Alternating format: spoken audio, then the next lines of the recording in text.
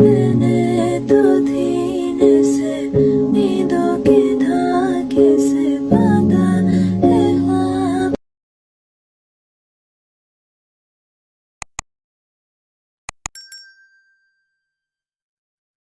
Bismillahirrahmanirrahim. Pak Ustad. Ya. Titik ya. Itu buru-buru nulis, kenapa nggak pakai salam?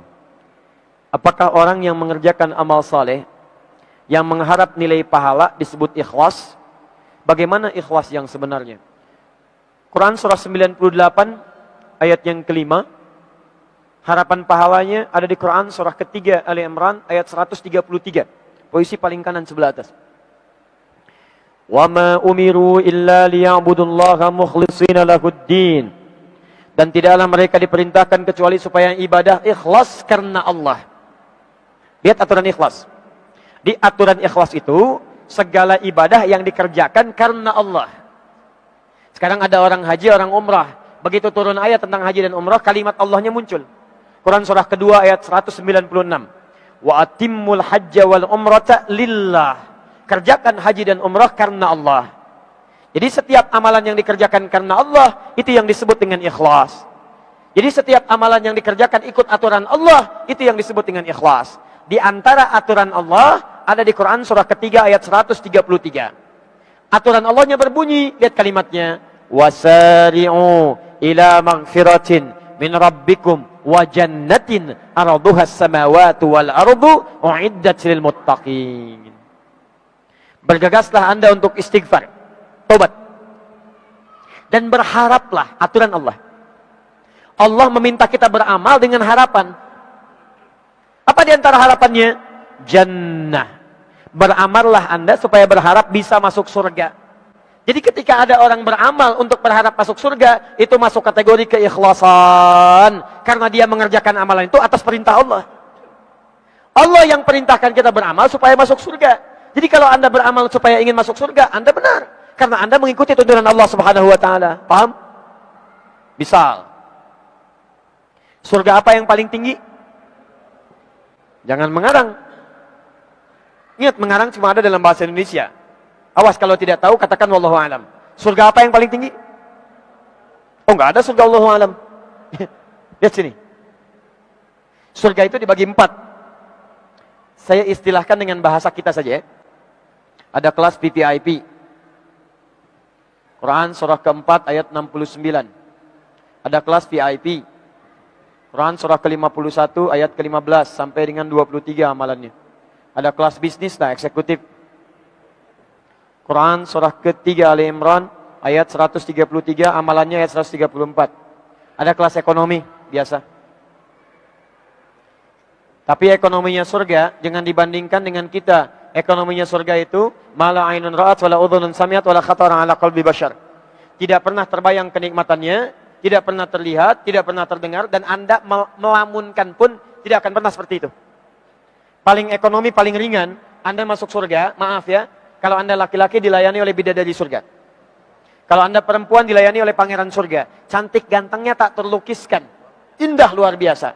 Kalau ngasih minuman, nggak ada yang seperti sekarang. Gelasnya terbuat dari lapisan emas, dilapisi mutiara yang sangat gemilang, bi aqwabi wa abarika wa ka'sin min ma'in. Nama pelayannya wildanun mukhalladun, tak terlukiskan. Di setiap 4 ini ada tingkatan-tingkatan. Dari tingkatan paling bawah ada surga Aden sampai dengan surga Firdaus. Ini 4 tingkatan ini.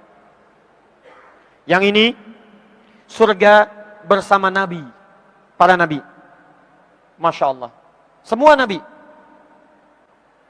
Semua nabi. Dari Nabi Muhammad Anda urutkan sampai Nabi Adam. Muhammad bin Abdullah bin Abdul Muttalib bin Hashim bin Abdul Manaf bin Qusay bin Murrah bin Kilab bin Ka'ab bin Ghalib bin Fihir bin Malik bin Nadar bin Kinana bin Khuzaimah bin Mudrika bin Ilyas alaihissalam bin Nizar bin Mudar bin Ma'ad bin Adnan bin Addi bin Adri bin Muqawwam bin Nahur bin Tari bin Ya'rub bin Yasjub bin Nabit bin Ismail alaihissalam bin Ibrahim alaihissalam bin Azar bin Nahur bin Abir bin Kinan bin Arfakhshad bin Sam alaihissalam bin Nuh alaihissalam bin Mikhlail Matushala bin Kinan bin Anwas bin Tis bin Adam alaihissalam. Dari Nabi Muhammad sampai Nabi Adam kumpul semua di surga ini. Kumpul semua. Ada keturunan Nabi Ibrahim. Dari Sarah ada Ishak, dari Ishak ada Yakub, dari Yakub ada Yusuf, ditarik ke kanan, ada Zakaria, keponakannya Imran, nikah dengan Hannah, lahir Maryam, Maryam lahir Isa, ada semuanya. Surga paling tinggi. Makanya disebut nabiyin. Ada anbiya, ada nabiyin, itu beda. Kalau anbiya beberapa nabi. Surah ke-21, surah Al-Anbiya, enggak semua nabi, beberapa nabi saja. Tapi kalau nabiyin, semua nabi. Jamak mudzakkar salim, mencakup semuanya tanpa kecuali. Wa may yuti'illaha war rasula fa ulaika ma'al ladzina an'ama Allahu 'alaihim minan nabiyyin was-siddiqin wasyuhada was-shalihin. Siapa yang taat kepada Allah dan Rasulnya, maka dia akan ditempatkan di surga bersama para nabi. Kalau surga biasa, akhi, di surga sama siapa? Depan saya Ustadz A. Masya Allah. Kanannya Kiai B. Kirinya Buya C. Masya Allah. Belakangnya Habib C. Semuanya populer, orang baik semua. Kalau antum di mana? Depan saya Nabi Ibrahim. Samping kiri saya Nabi Yusuf. Samping kanan saya Nabi Muhammad SAW. Ini surga tingkat pertama. Nanti amalannya ada di Quran. Surah ke-59 ayat ke-7. Detailnya ada di Quran surah ke-33 ayat 21. Kecintaannya di Quran surah ke-3 ayat 31. Ini taman surga. Langsung lihat Allah tanpa hijab. Gak usah dibayangkan. Amalannya ada semua di sini. Penglihatannya ada di Quran surah 75 ayat 22 sampai 23. Ini tadi yang saya kasih contoh. Surga seluas langit dan bumi. Silakan, mau maraton gak akan selesai-selesai. Seluas langit dan bumi. Amalannya ada di ayat 134-nya. Yang ini yang biasa. Amalannya di hadis Muslim, nomor hadis yang ke-14. Salatnya fardu saja, zakat saja, tapi dia tinggalkan maksiat. Dapatnya ini. Apa hubungan dengan pertanyaan tadi? Anda boleh kalau ingin beramal demi mengharapkan amalan surga ini. Misal, saya tanya dulu, Anda kira-kira mau kelas yang mana ini? Masya Allah. Ustadz cek, yang gak apa-apa ekonomi juga, yang penting masuk surga. Daripada enggak sama sekali. Ya? Baik, saran saya begini, saran saya, kalau Anda ingin mencari capaian surga, langsung pasang target yang paling tinggi. Ini, VVIP. Jadi amalannya pun akan maksimal. Kalaupun tidak nyampe ke sini, nyangkutnya jelas ke sini.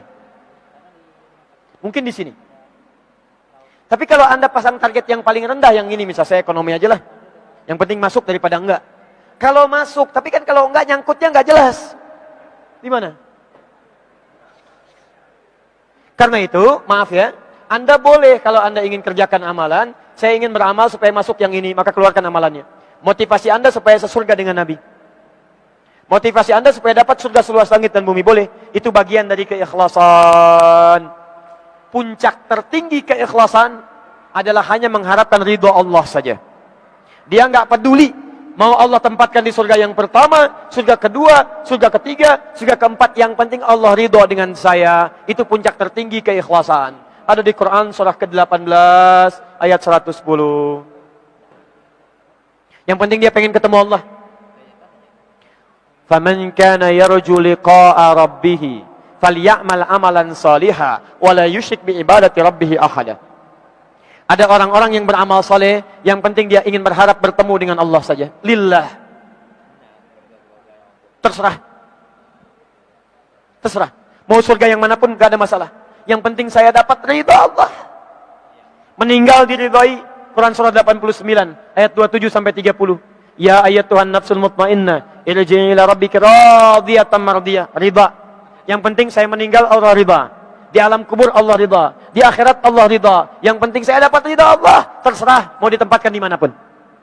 Kalau sudah dapat ridha Allah, nggak mungkin ke neraka. Pasti di surga. Pasti surga. Nah, jadi kalau ada orang-orang mengerjakan amalan demi mengharapkan pahala, itu pun bagian dari keikhlasan. Tapi tingkatan keikhlasan yang tidak mencapai yang paling tinggi. Paham ya? Membaca Quran tadi, kalau hari biasa, setiap huruf pahalanya berapa? 10. Nah, antum berarti masih hitung-hitung pahala.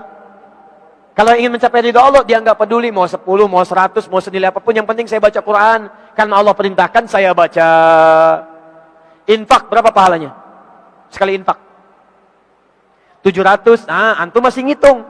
Ya, yang ingin menghadap ridha Allah, dia nggak akan peduli. Mau 700, mau 7.000, terserah. Yang penting saya dapat ridha Allah. Paham? Saya nggak akan tanya lagi.